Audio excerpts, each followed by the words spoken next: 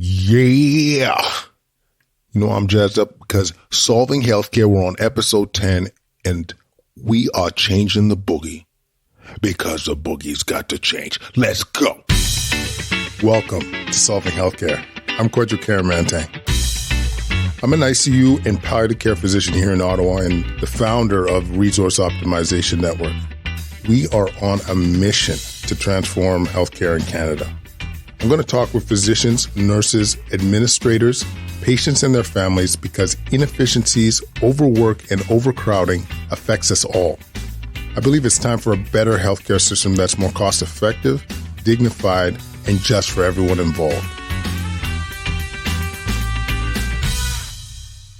People, I am feeling good. I am excited. We are on episode 10, and it's a gooder. It's awesome. And before jumping into it, I want to talk to you about our sponsor, BetterHelp. Once again, I love what these guys are doing. They're online counselors that can provide high quality care from the readiness of your phone, your computer, whatever is most convenient for you. It's affordable. And once again, I love what they're doing. So if you go to betterhelp.com and use the discount code Solving Healthcare, you'll get 10% off, and check them out for real. Okay, next.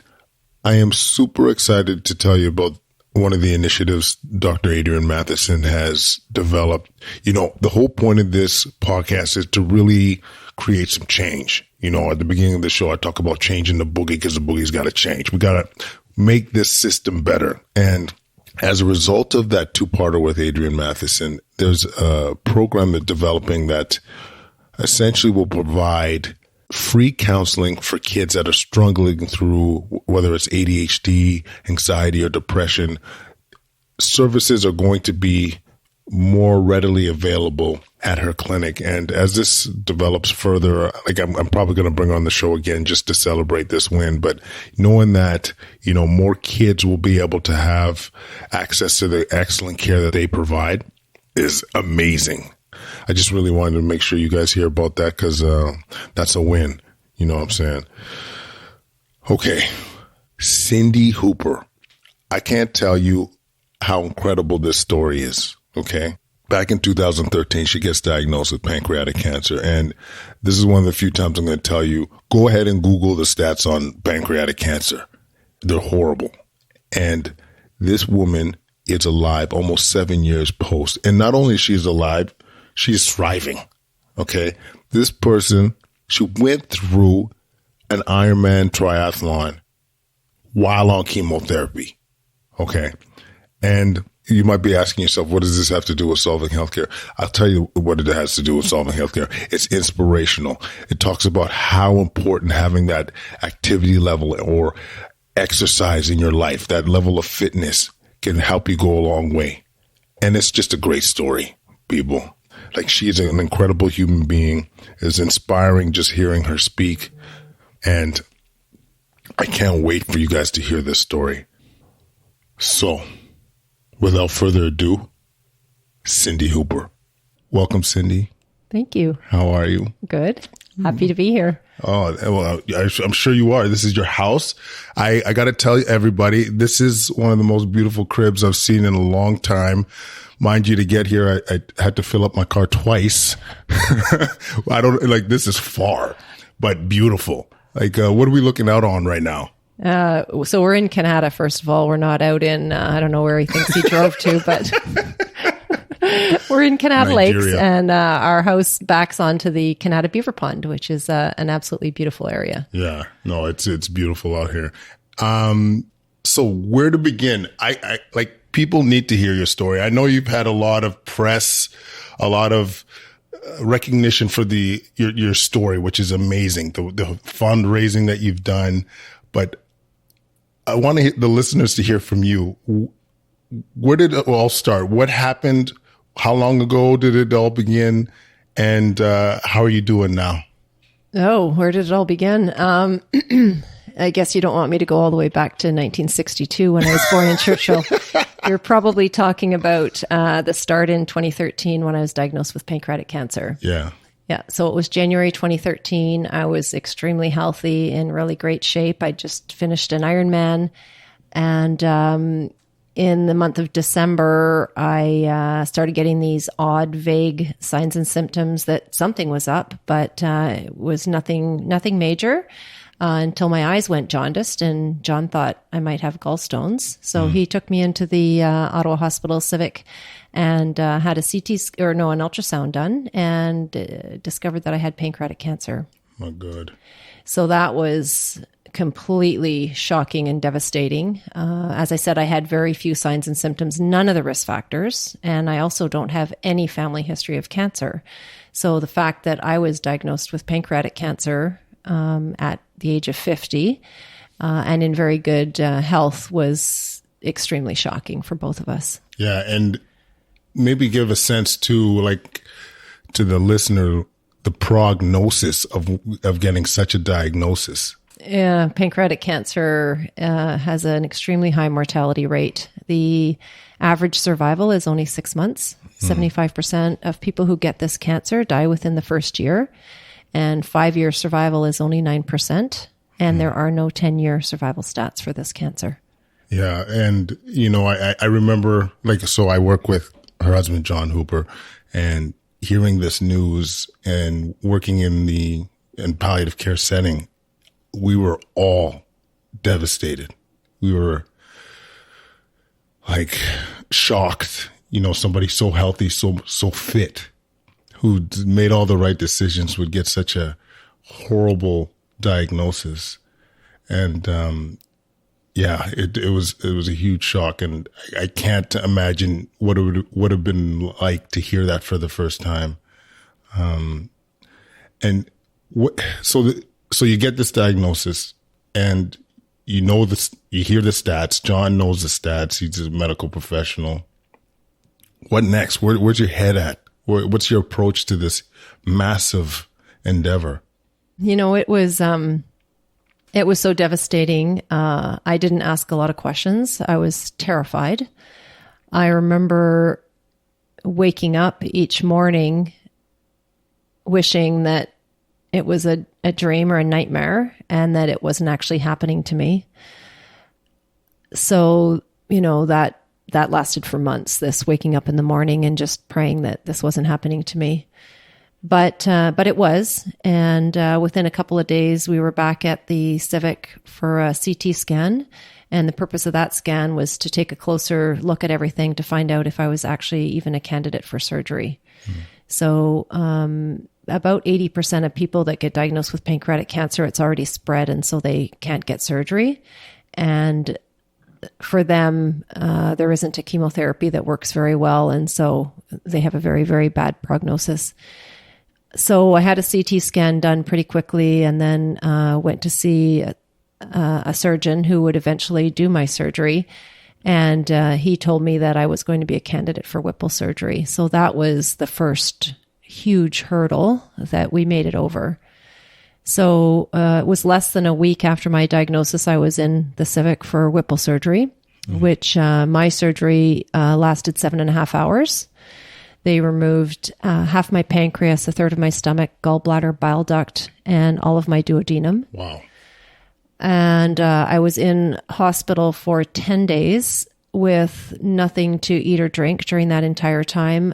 2 epidurals to try to control pain, which both failed, unfortunately. So then I was put onto narcotics, which gave me hallucinations, nightmares, vomiting. It was horrible. And after 10 days, I was allowed to go home. And then that was the beginning of my 6 weeks of recovery from surgery. Wow. And maybe give us a sense of your recovery process. And the reason I want to mention this is because we really haven't talked about how fit you were before going into surgery. And I think that that level of fitness, which not many people have, but the fact that you were fit, the mindset going in, I think was a big contributor to your recovery. So maybe give us a sense of how fit you were, or still are, to be honest with you. So before my diagnosis, I was doing triathlons, swim, bike, run. And 4 months before my diagnosis, I had just done my first Ironman triathlon, which is a 4-kilometer swim, 180-kilometer bike, and then a marathon, which is a 42-kilometer run. And I had trained very hard for that Ironman, and I did very well. I was hoping to qualify for the Ironman World Championships in Hawaii. So I met my time goal in that Ironman, but I missed qualifying for Hawaii by only one place. So I made it my goal to do another Ironman and go back to the next one and qualify for Hawaii. So that first Ironman was in August of 2012, and I registered for another one pretty quickly the following summer, August 2013, which would be in Whistler, BC. That's Ironman Canada. So I spent the fall of 2012 doing a lot of training, a lot of swimming, biking, and running, really pushing my limits and trying to improve my fitness. And so it was only in December of 2012, which would have been 3-4 months after my Ironman, that I started getting these vague signs and symptoms. So when I was diagnosed, I was in really, really good shape, like top-notch Ironman shape. So after my surgery, when I was released from the hospital, I was still in a lot of pain. I was on narcotics to control pain for 5 weeks after I got home. But despite that, I was still getting outside, going for walks every day. And of course, I'd go out for my walk with my Garmin on because I wanted to sort of have a record of what I was doing, which is just a normal thing for me. So I'd have my Garmin on, and, the first day I'd go for a 1-kilometer walk, and then a 2-kilometer. First day home. Maybe the second day home. Yeah. Second day home, a 1-kilometer walk, and then the next day I'd do 2 kilometers. And then I'd try to, just make the walks longer and longer, and then throw in a little bit of jogging here and then. So I was walking quite a bit pretty quickly after my surgery.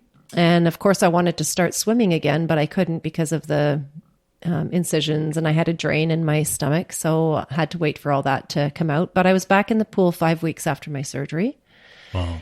And cycling, it was January, and I don't really like indoor cycling anyways. So I was happy to wait till the spring to get back on my bike. But it's just very normal for me to be active and swimming, biking, or running every single day. And so when I was released from the hospital, that was just normal for me to want to do that. And I got to give people the sense of how major of a surgery that was. Like you alluded to all the elements of your surgery, but a 7-hour surgery for where you have an abdominal incision. And I don't have the stats in front of me, but I would imagine recovery for most people that undergo such a surgery, we're talking weeks, and you mentioned your epidural didn't work, so having to use systemic narcotics to manage your pain, which also has like systemic, side effects as a result too. Like that's heavy. And Sindy, you were in hospital moving. I feel like I saw you in hospital. I'm not 100% sure, but moving, like you were getting out of bed early. Oh yeah. You know what I'm saying? Like, they got me up out of bed on post-op day 1, which apparently is quite normal, to get up out of bed and sit in a chair. But after that, I was wanting to get up and walk up and down the halls. And again, just my, type A competitive personality. I just wanted to do a little bit more and more every day. Yeah. And start feeling better. So like that mindset you had of just, this is a huge challenge or obstacle. I don't know what the appropriate word is. It's a huge endeavor, but I'm going to make the steps each day to get myself better. Yeah, absolutely. Wow. So, we get, you get out of hospital, what's next? You're getting yourself stronger. You're talking about swimming, biking, running. You got to deal with chemo and rads at some point. There's some dream about still doing an Ironman. Yeah. If I'm not correct. You know what I'm saying? Yeah. So what happened next? So I had 6 weeks to recover from surgery. 5 of those weeks still on narcotics to control pain. And so finally on the 6th week, I started to feel better. And that's when I had to start chemotherapy. So I had 18 rounds of IV in-hospital chemotherapy. Once a week, every Monday at noon, I would go in for chemotherapy. I'd have 3 sessions, 3 weeks, and then have a week off. So my plan was to continue to swim and walk, jog during chemotherapy, and hoping that on the week that I had off chemotherapy, I'd feel a lot better and I'd be able to do more.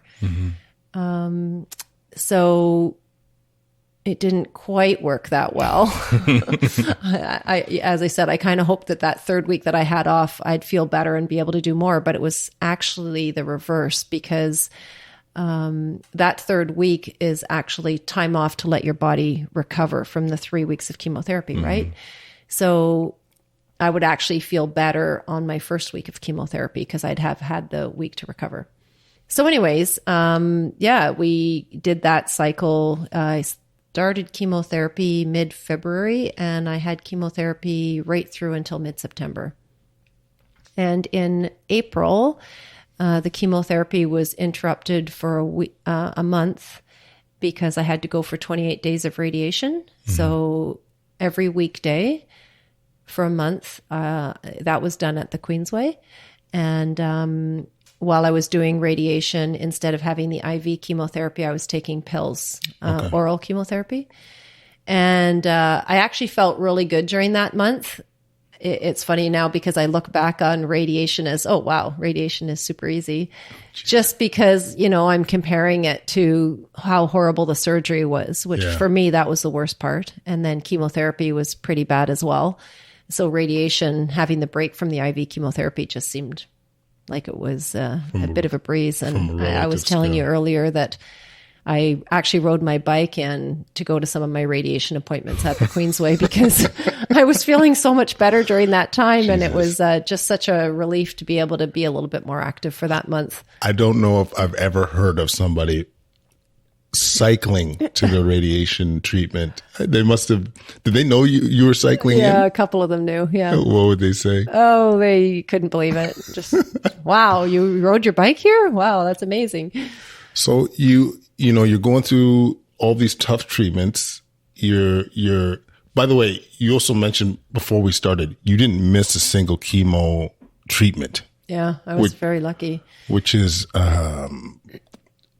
as far as I'm concerned, unheard of, really. Just to give people a sense, often your counts, your cell counts, so your white cells, your blood levels, your platelets can be affected by the chemo, and they want to make sure that, your levels are safe enough to receive further rounds of chemo.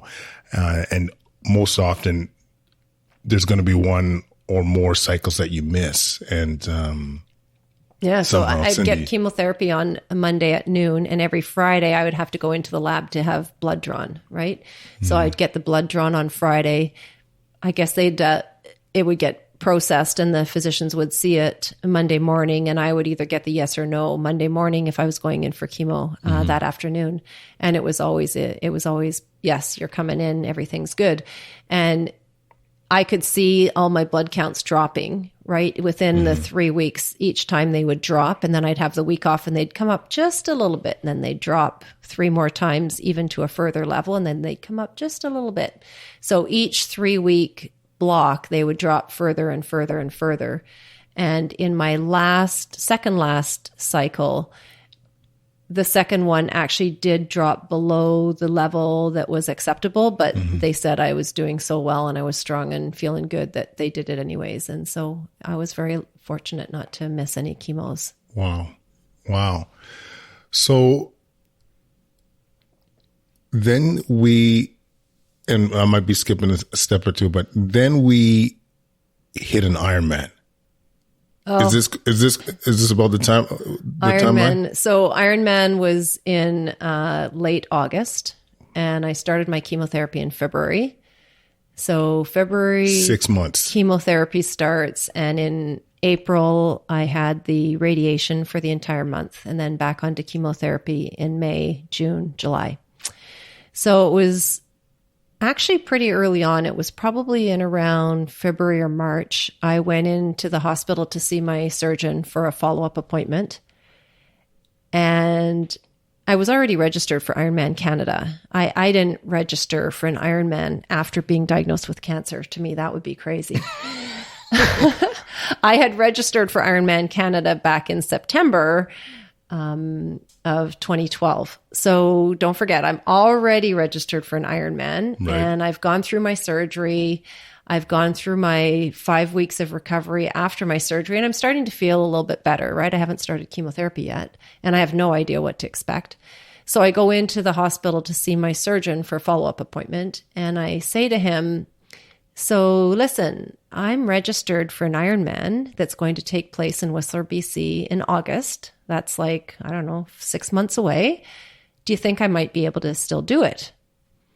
And he just looked at me with this, I don't know what I would describe his face. It was, I guess I interpret it like, oh, he doesn't know what an Ironman is because he's got this really quizzical, questioning look on his face. So I say to him, oh, an Ironman, it's a 4-kilometer swim, 180-kilometer bike ride, and then a marathon. Do you think I might still be able to do it in August? I'm already registered for it, and I'd like to give it a try. And his response was, Sindy, I don't even know why a healthy person would want to do that, let alone someone that's about to go through radiation and chemotherapy. Oh my God, I'm kind of with him though. But he didn't say no. So I took that as okay, let's just give it a try. And so I'm pretty sure he and John were having some conversations in the background because I certainly got the sense that John was watching carefully to make sure that any swimming, biking, walking, jogging, running that I did do wasn't unsafe, wasn't pushing me into a place where I was overly exerting myself and overly tired because, you know, we all agreed that the number one priority were my treatments. My number one priority was not training for an Ironman. It was getting through chemotherapy and radiation safely to give me the best shot at surviving from this disease. So John was definitely watching to make sure that I was staying safe and resting when I needed to and only training when I was feeling good. In fact, we were out on a bike ride that was a very, very important bike ride. We were supposed to be going 150 kilometers. So the bike in an Ironman is 180 kilometers, and typically you ride up to 150, 160. So this was going to be the longest bike ride that I was going to do in preparation for the race. And we decided to do it by registering for the Grand Fondo here in Ottawa. And we were doing the ride with a bunch of our friends. So there was about, 15 or 16 of us doing this. So I had paid to do the Grand Fondo. And it was my goal to do the entire 150 kilometers. And we were out, I don't know where, pretty far outside of Ottawa. We'd already done 120 kilometers. And I was starting to get really tired. And John knows me very well. And he knows that when I get overly tired, I stop talking. And then I get really cranky. And he tries to get me to eat something because, as those of you who train know, your blood sugar is running low. And that's why you run out of energy and you start getting cranky. So he would try to, here, Sindy, eat this, eat this, eat this. Anyway, I got to the point where I was refusing to eat anything and I was in a pretty bad mood. And we pulled over to the side of the road and he said, you're done. You're stopping. And I was like, what? I can't stop. I'm only at 120 kilometers. I have to do 150. And look, we're out in the middle of nowhere. How am I going to get home? He said, that's simple. We're going to call one of your sons and he's going to come out here with a car and he's going to pick you and your bike up and he's going to take you back home. And I was so upset. I started crying and pleading with him to let me keep going. And he just was adamant that it was too much. And that happened a couple of times. And so he was definitely watching over me. And, obviously once I got home and started feeling better, I knew that that was the right decision. So yeah, that was our training. And I trained when I could. I did what felt good at the time. And, there was a number of times when I was at home sitting on the couch. Usually I'd get my chemotherapy on Monday at noon. So I drove myself to and from chemotherapy. I didn't enjoy going to it, and it kind of put me in a bad mood, and I just didn't want people around me. So I had tons of friends and family offering to drive me and stay with me. I did that for the first 2 sessions. Then I was like, no, I just want to be by myself. I'm in a bad mood. I don't enjoy this. So I would drive myself to chemotherapy. I would come home. I'd feel good for a couple of hours, but by the time John got home at 5:00, it was just horrible, feeling like I was going to vomit, and basically have to spend the entire evening laying on the couch with a big bowl, just waiting to vomit.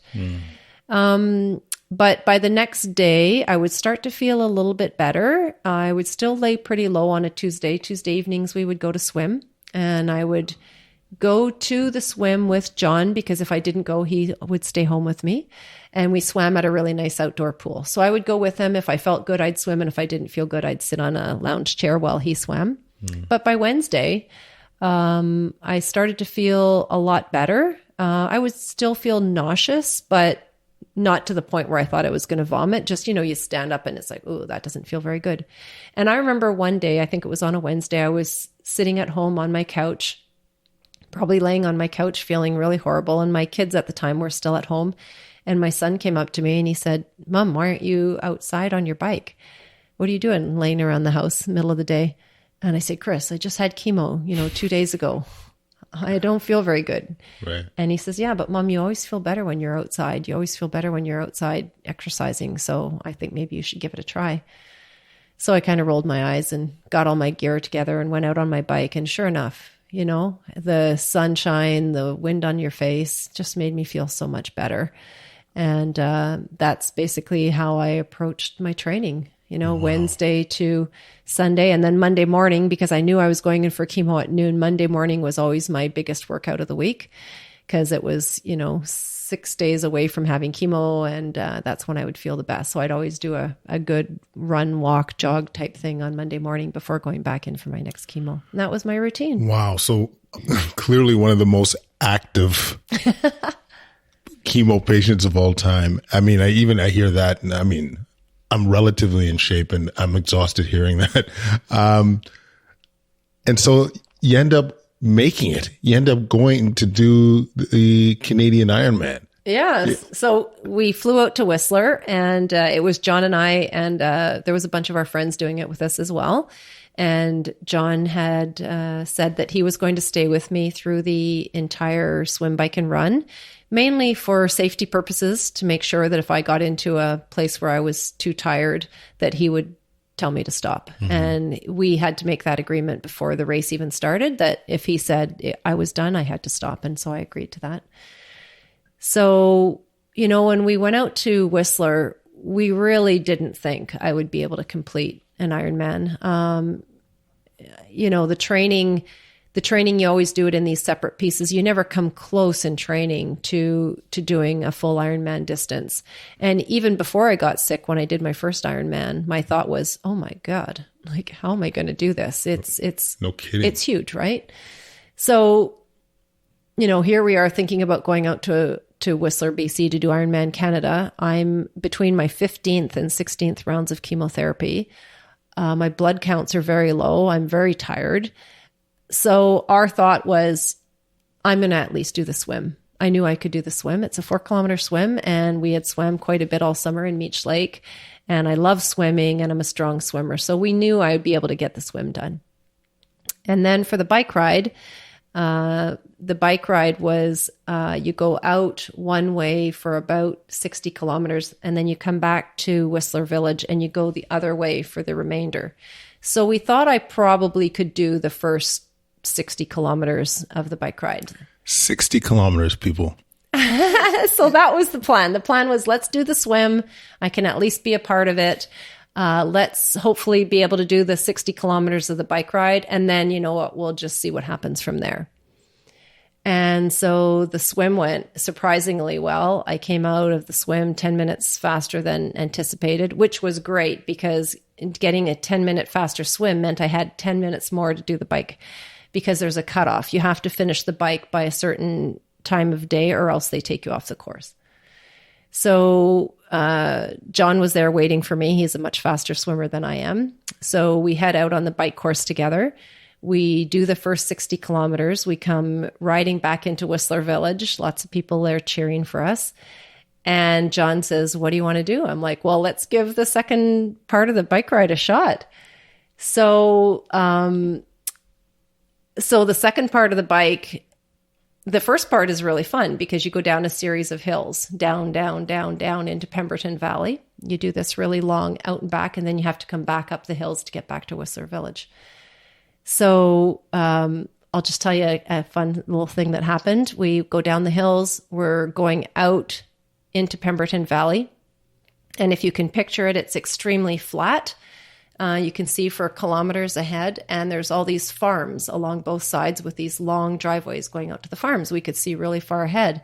And as we're approaching one of the farms, at the end of the driveway, there's this big group of people, big, like 20, 30 people. And there's holding these really big signs. So as we approach, I'm looking at the sign. John's ahead of me. I'm looking at the sign, and one of the signs says, "Go, Sindy, go." And Sindy is spelled with an S, and my name is spelled with an S. And I'm thinking, whoa, that must be for me. So I yell up to John, did you see that sign? I think that sign was for me. And he says, yeah, I saw it. He says, it will stop on the way back. It's like an out and back in Pemberton Valley. So we go to the turnaround, we come back, we get to the driveway, we go over to that side of the road, we stop, we unclip, and we stand there looking at the people, and they're looking confused. And I say, I'm Sindy. Your sign, it says, go, Sindy, go. So they were like jumping up and down for joy. They had heard my story. Global News did a really fantastic piece on the news that was national before we went to Whistler about my attempt to do this Ironman. And so they had heard it, and they were out at the end of the driveway hoping to see me. So we stayed and chatted for a little bit. And then John was like, Sindy, we got to go. We have a time cutoff if you want to make it back. So we said bye. And then we had to go up this series of hills to get back to Whistler Village. Wow. And it was incredibly hard. I just kept saying to John, we're not going to make it. We're not going to make it. And he kept saying, oh, we're going to make it. We're going to make it. And I find out now the reason he said that is because we would go up a hill, and at the top of the hill, he would stop me to make me eat something, right? Keep my energy levels going. And he knew that if I thought there was going to be close on the timeline, I wouldn't want to stop and eat. So go up a little hill, stop and have something to eat. Go up another hill, stop and have something to eat. We did that all the way back. We get to Whistler Village 15 minutes before the bike cut off. Oh, here we go. Oh, my goodness. Well, I had a ton of family and friends there. They were cheering like crazy. There was a lot of people that had heard my story on Global News. So many people cheering for me. And we come in, and John says, so what do you want to do? And I said, well, let's go out on the marathon course and see what happens. Wow. Yeah, it was crazy. So we go into the change tent, we get into our run gear, and we head out on the marathon course. And I'm just showing Quad here a picture that a friend of ours took. This is us coming out of the transition area, about to try to tackle the marathon. You look unbelievably happy and fresh. I know. I look at the picture and I think, oh my God. Yeah. So that was us after a 4-kilometer swim and a 180-kilometer bike ride, and going kind of walking, jogging out of transition. So the marathon at Ironman Canada is a 2-loop course. It's relatively flat, thank goodness. So 21 kilometers each loop. And the idea is that we would walk, to complete a marathon in the timeline, which is 7 hours at an Ironman. You can do it with a series of walking and jogging. It has to be a pretty brisk walk. But you do have to be able to jog a portion of it. So our plan was to brisk walk most of it, and whenever there was a downhill, to try to jog through the downhills. And so, I don't know, I felt surprisingly good. It was crazy. And we went through the first loop quick enough that John said to me, Sindy, you can walk the entire second loop and you're going to finish. Wow. So the Ironman timeline is you have 17 hours to complete it. You start at 7 a.m. and the cutoff is at midnight. And anybody who finishes after midnight is not an official finisher. So he just said to me, we are going to walk the second loop. I don't want you to push things. You're going to finish. And there's no sense exerting yourself any more than you have to. So we walked the entire second loop. It got dark. I had never done a race before in the dark. And the crazy thing is that there was so many people coming up to us, other competitors and just people watching, coming up to us saying they heard my story on the news, and they were there to cheer for me and wish me good luck. And some of them would walk along with us. It was unbelievable. It was so nice. I got to put some context into all this, people. So we have Sindy Hooper, who gets this horrible diagnosis, goes through extensive abdominal surgery, goes through chemotherapy, goes through radiation, goes through Ironman, and finishes it. Yeah. Unbelievable. It's like, I don't know if I could even compare this to anything. You know, what kind of an accomplishment this was. You know, it's truly is amazing. I want to say it's a miracle that you were able to do, but it just says so much about you, like what you're made out of, you know, that mindset, that will, that drive to get better, the drive to compete. Even now, I've known you for a long time. I still speechless when it comes to hearing this story. You know, Sindy just brought another picture. Is this you crossing? Yeah, we're about 10 feet from the finish line. This photo was taken by Ironman. They also knew what was going on, and they took this picture about 10 feet from the finish line. And it was just unbelievable. Oh, like what's going through your head as you're crossing the line? Just couldn't believe it. I was so excited, so happy. We had set a goal to try to do some fundraising and trying to raise awareness of pancreatic cancer as we were doing the training and coming out to do this race. And all I thought was, oh my goodness, this is going to get us more media attention. We're going to be able to impact so many more people by having completed this race. Oh man. And that you did. And I mean, maybe that's a natural transition to talking about what you've been able to accomplish in terms of fundraising. It's been incredible. Maybe you could speak a little bit in terms of some of the accomplishments from that perspective. So as a result of Ironman Canada, we raised $50,000 for pancreatic cancer research. And then, so that was in 2013. And then the following year, I decided that I wanted to continue to try to raise money for the Ottawa Hospital. And I chose the Ottawa Hospital because, it's basically the hospital that saved my life. Mm. And I had heard about some research that was going on at the hospital. Basically, it's oncolytic virus research. It's Dr. John Bell's lab and his team. They are developing viruses to kill cancer. So the goal is that one day these viruses would replace traditional chemotherapy. These viruses would have substantially fewer side effects and be way more effective than chemotherapy. And the way Dr. Bell described it to me is that these oncolytic viruses would have the potential to combat really tough cancers like pancreatic cancer that don't currently have a chemotherapy that works. Mm-hmm. And so when I heard this, that's just a huge, huge amount of hope for me, mm-hmm. because we do expect that my cancer will come back. And when it does come back, there's no more surgery that I can have. There's no cure and there's no treatment that works.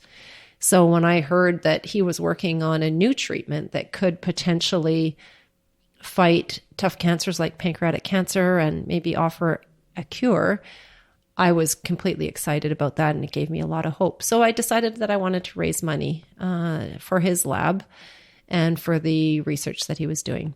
Yeah. And it's unbelievable because I mean, just to echo what Sindy mentioned, going through chemo is not easy physically, and the amount of side effects can be incredible. Like, we end up seeing a lot of patients in the intensive care unit because, chemo takes away your immune system. You get more likely to have infections as a result. And so when those infections happen, they can be quite severe, and people ending up in the intensive care unit. And so any endeavor that can reduce that risk and actually provide a cure option, needs to be pursued, needs to be celebrated. And so, I think the work that Dr. Bell is doing is incredible. And I might be talking out of my butt here, but I think there's a lot of in melanoma research. I believe that the advances with the oncologic viruses are coming along well. So I think this is very important work, and we'll give we'll reference some show notes to some of the work that they're doing as well. And you mentioned, I just want to give you all the props you deserve. So you mentioned raised 50,000 at the Ironman Canada, but you've also raised more money for the Ottawa Hospital. Do you have an idea of how much you've been able to raise? So it's been about $300,000 that we've raised for the hospital since. I think all the years have been fun, but in 2014, that was the first year that I started doing fundraising for the hospital. And I wanted to do something epic, something special. And so I set a goal to try to recruit 100 of my family and friends to run the Ottawa Marathon with me. And the goal would be that we would raise $50,000 for Dr. Bell's research. So I started trying to recruit people to run a marathon. And you can imagine most of my family and friends were like, how far is a marathon? And when I told them it was 42.2 kilometers, the initial reaction was like, no. And I said, hey, you don't have to run the whole thing. You've got 5 hours to finish it. And you can finish a marathon by walking parts of it and jogging the other parts. And I said to them, I completed a marathon as part of an Ironman while I was on chemotherapy. I'm sorry. It's like, if I'm doing this on chemo and reds, you should be able to do at least a third of a triathlon or an Ironman with me. Like, exactly. That You're puts completely healthy. You don't have to do a 4-kilometer swim and a 180-kilometer bike. I'm just asking you to do the marathon part, and you have 5 hours to do it. Yeah, get off your arse. Yeah. So, my goal was to get 100 people, and I got a lot of people saying, well, how about a half marathon? We don't all have to do the marathon. Some could do the marathon, some could do the half marathon. And John even said to me, Sindy, maybe you want to consider letting people, no. If I did a marathon as part of an Ironman while on chemotherapy, any of my family or friends that can right now walk 2 kilometers, you can do a marathon in 5 hours. So people like my mom, who's in her 80s, she's not capable. And my sister, she has some physical disability, so she can't do it. But you know what? Everybody else that I know, you guys, you can walk 2 kilometers. You could do a marathon. So I persisted. And in the end, I managed to convince 136 people to do the marathon with me. 130 of the 136 crossed the finish line. Wow. And I would say 120 of them told me they would never do another marathon for as long as they lived. Oh my God. My 2 sons, who were at the time in their mid-20s, said, oh yeah, Mom, we'll do the marathon with you. They're very active they play hockey, they play basketball. So they didn't do any run training. but they figured, hey, we're young and we're pretty active. We can do this. We got this. Well, they just barely got to the finish line by the cutoff, and they were not walking very well at that point. And for 2 weeks after, they were having a tough time walking, and they were like, oh my goodness, Mom, we will never do that again. So the next year in 2015, I wanted to do something again at Ottawa Race Weekend, but so many people had said they would never run another marathon with me. I decided, okay, I better open this up. So for the next years after 2014, I form teams for Ottawa Race Weekend, which is in May. And people on my team have the option of completing any distance at Ottawa Race Weekend. So there's a 2K, 5K, 10K, and then a half marathon and marathon. And I've had various sizes of teams over the years, and we have raised quite a bit of money every year since. But through Ottawa Race Weekend and the Ottawa Hospital's Run for a Reason campaign, my team, which is now called MEMC, which stands for Make Every Moment Count, we've raised close to $300,000 for the hospital. Unbelievable. And I love the putting things into context. You know, I did this on chemo. And Rads, you guys could get off your butts and help us out. I think it's truly remarkable, unbelievable how much you've raised, and yeah, I want to commend you for that. So our show's called Solving Healthcare. The reason I wanted you on the show is, one, to celebrate your accomplishments and inspire a lot of people that are going through anything close to similar to what you went through. But there's some lessons here, I think, that we could take away. And one of the things I wanted to commend or point out was how your fitness allowed you to be where you are today, or at least be part of why you're here today. And maybe you could speak a bit towards that. Like, not everyone out there, including myself, can run or do an Ironman or even run a marathon. Like, I'm telling you right now, you'd be like, John would be having to treat me for every ailment ever, a broken hip, torn hamstring, I'll just be crying on the side of the road. But how much do you think this contributed to your scenario? Like, you're 6 years, 10 months from your diagnosis. How much do you think the fitness was an element of where you are now? I think the fitness was a big part of how I've managed to survive pancreatic cancer this long. It certainly was a huge factor in how well I recovered from surgery and how well I made it through chemotherapy and radiation. So my surgeon said that, first of all, the surgery was a lot easier because I'm so lean. I guess it makes doing the actual surgery a lot easier. And then after in hospital, they try to get you up quickly. They try to get you walking quickly. All those things, they have a huge impact on how well you recover from a big surgery. And so it was just easier for the staff to get me up and get me up walking because I was motivated to do that. And it was just part of my normal routine. So because I got up moving and walking really quickly after surgery, that enabled me to recover quickly from surgery and get onto my chemotherapy routine quickly as well.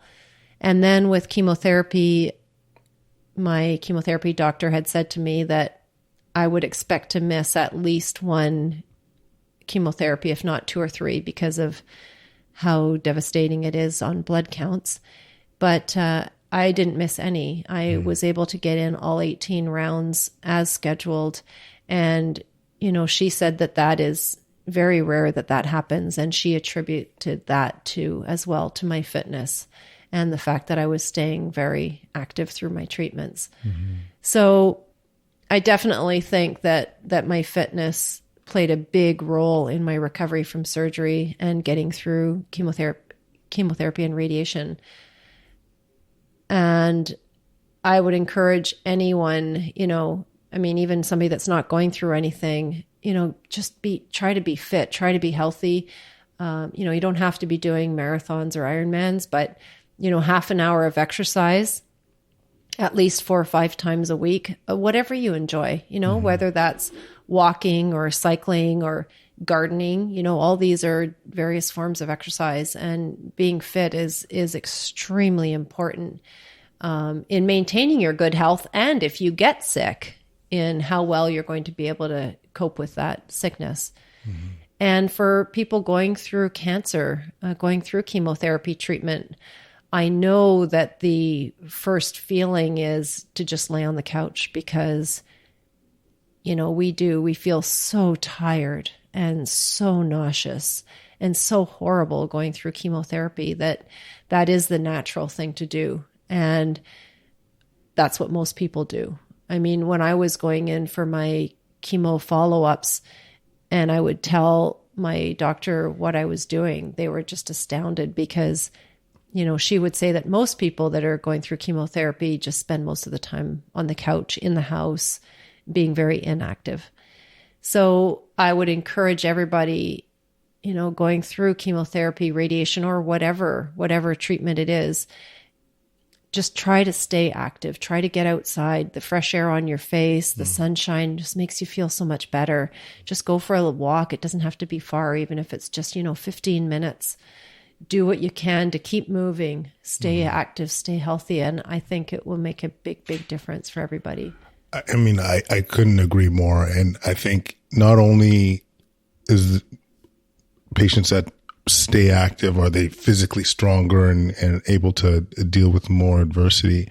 I also think like the effect it has psychologically, like as you mentioned, being outside, having that sunshine, I don't want to speak for you, but also like when you're lying down on the couch, what are you thinking about? You're thinking about all this potential negative outcomes and so on. When you're staying active, it allows you to have a more positive mindset as well, and being in the moment, being able to appreciate your surroundings. And just something different to focus on, right? Yeah. I think you're right. When I would be in the house laying on the couch, I'm thinking about, oh my goodness, how did I get cancer? Why me? Why did this happen? I have to go for another chemotherapy next week. I feel so sick. I feel horrible. I think I'm going to throw up again. Mm-hmm. I would go outside, and as soon as I'm outside walking or swimming or biking, what am I thinking about? Oh, this feels so much better.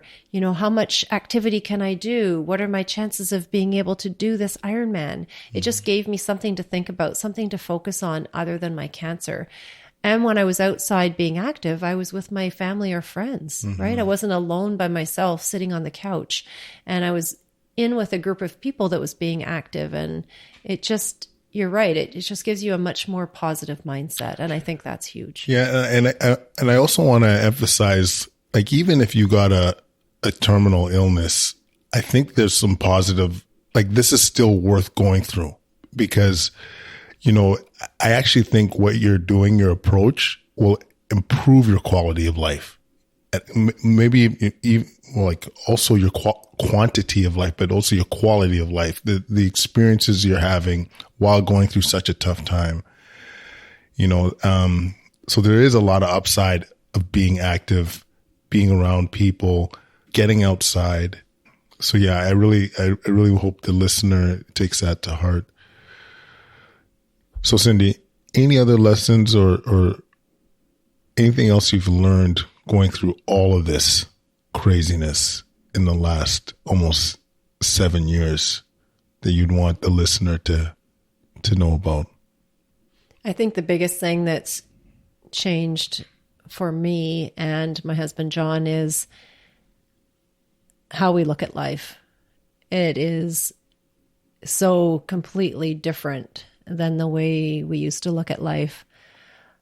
I mentioned before that there aren't any 10-year survival stats for pancreatic cancer, and I'm at 6 years and 10 months. So, I just feel like every month that passes is another month that I'm cheating death, really.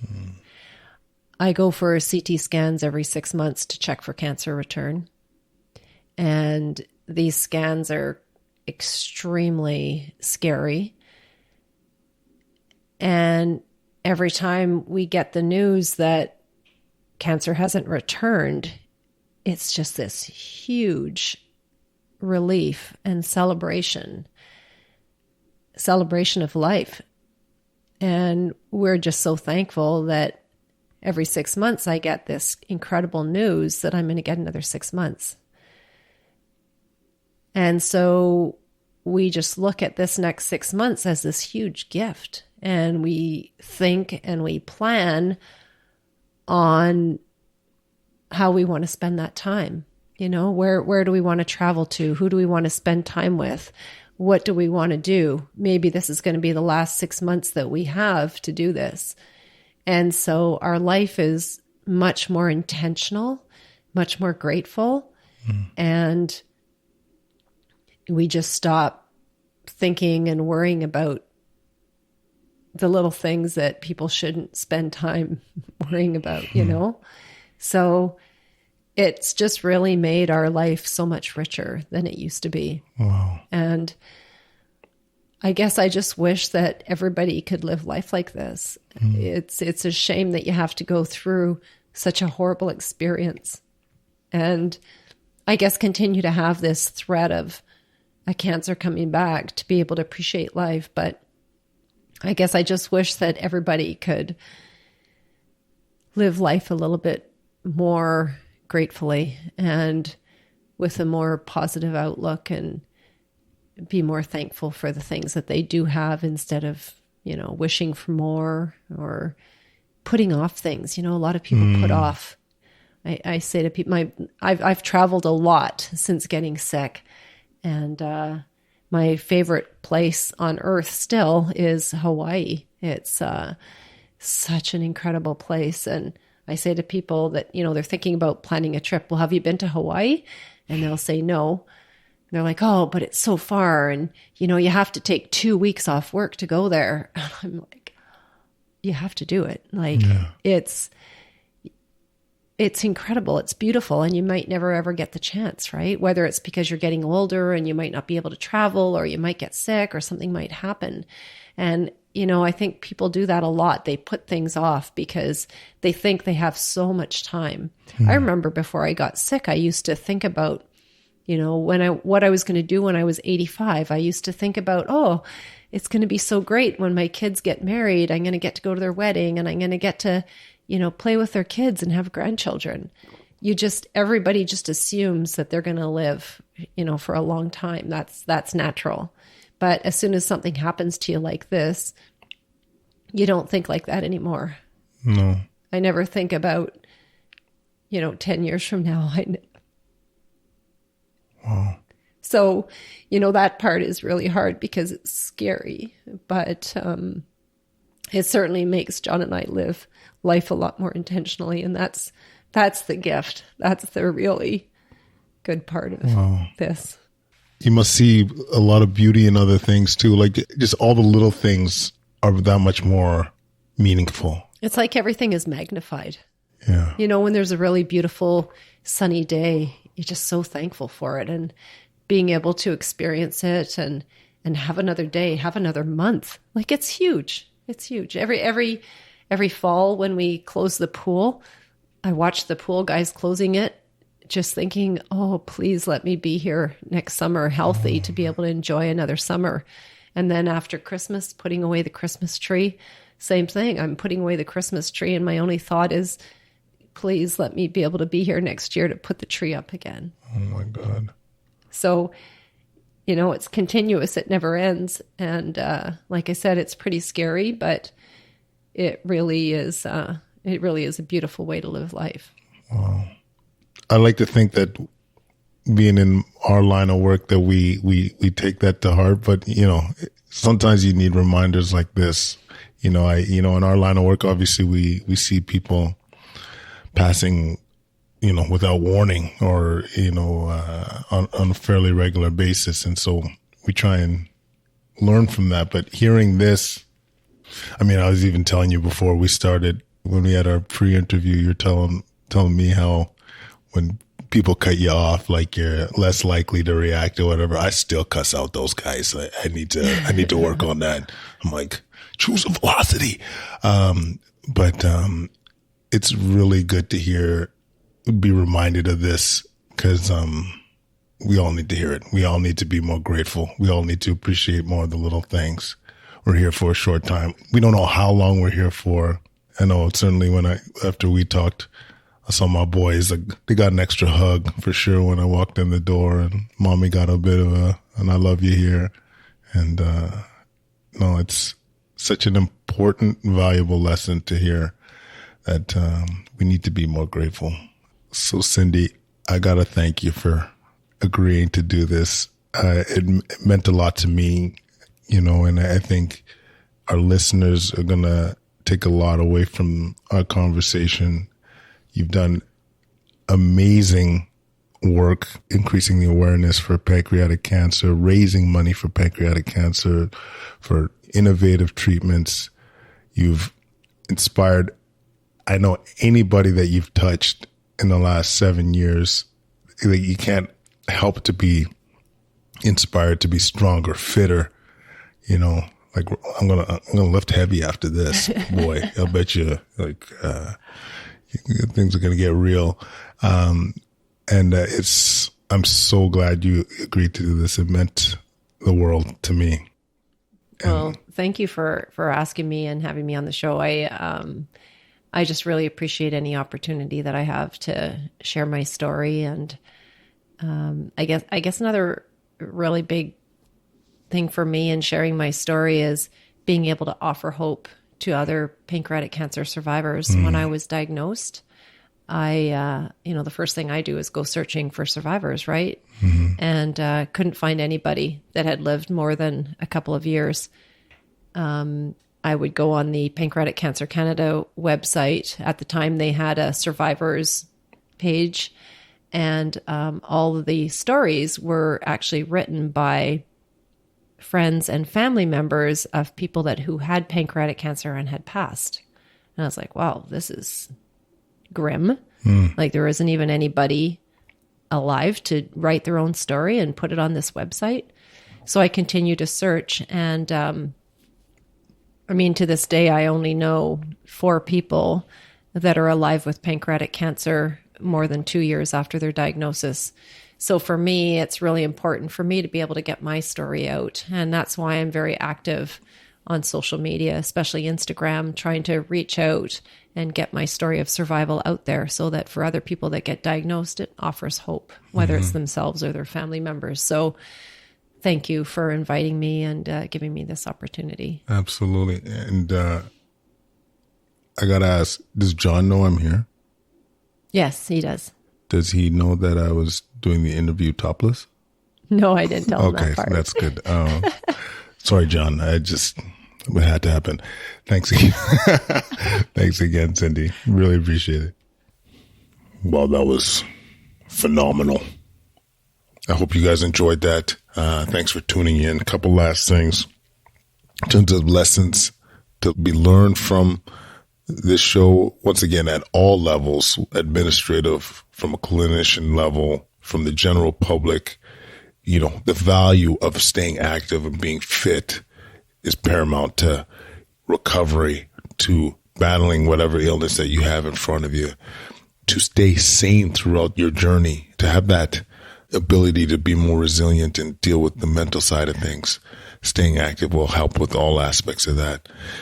The other lesson I would say is live your best life. As Sindy would say, cherish your life. Life is short, and I hope we all don't need to go through such a horrible diagnosis to be able to realize that. So let's learn from Sindy and the others that have gone through such a tough time. So thanks once again. Follow us on Twitter at Quadcast. Follow us on our Facebook page.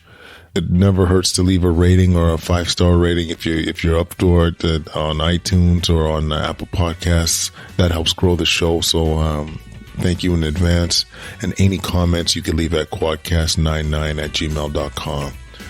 All right, guys. Thanks again for listening.